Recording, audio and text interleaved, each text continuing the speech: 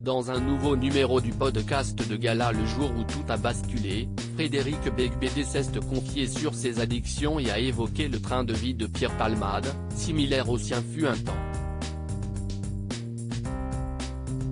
Connu pour son franc-parler en toutes circonstances, Frédéric Beigbeder n'épargne personne, ni même sa propre personne. À 57 ans, l'écrivain est d'avoir vaincu ses anciens démons, il sait pas très loin.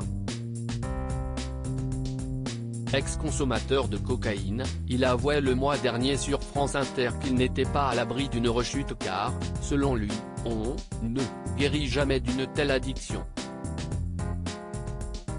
Aujourd'hui encore, invité par Gala à raconter le jour où tout a basculé, l'homme de lettres est revenu sur sa dépendance passée dans ce podcast et s'est comparé à une autre personnalité associée fatalement à cette drogue, Pierre Palmade.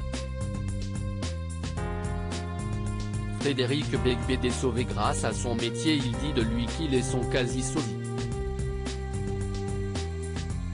Le critique littéraire et l'humoriste, à l'origine d'un accident de la route mortel en février dernier, se ressemblent physiquement, estime Frédéric Beigbeder. Mais pas mentalement. En effet, s'il trouve que si est quelqu'un que de très drôle et très intelligent, il constate qu'il est également très fragile. Le compagnon de la photographe Lara Misli précise au cours de l'entretien qu'il n'est pas allé aussi loin que d'autres de ses copains qui étaient plus en danger. Il ajoute « J'ai toujours eu un instinct de survie parce que j'avais l'écriture ». Il remarque ainsi que le metteur en scène qu'il a un peu connu n'a pas eu, lui aussi, une bouée de sauvetage.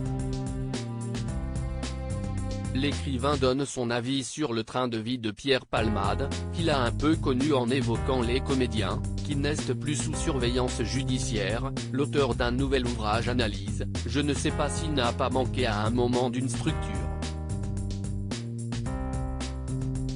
Si est aussi le sujet de mon livre, Confession d'un hétérosexuel légèrement dépassé, cette vie chaotique, sans limite, elle est invivable en fait, ça mène nulle part, c'est invivable de tout le temps, tous les soirs recommencer cette fête, qui est une fuite, déclare l'essayiste qui utilise sa belle plume pour écrire ses mots ou échapper à la réalité de manière saine.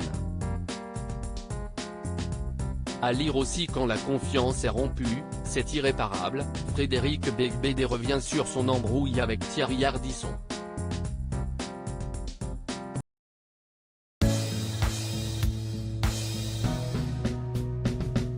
But there's all times through the rough times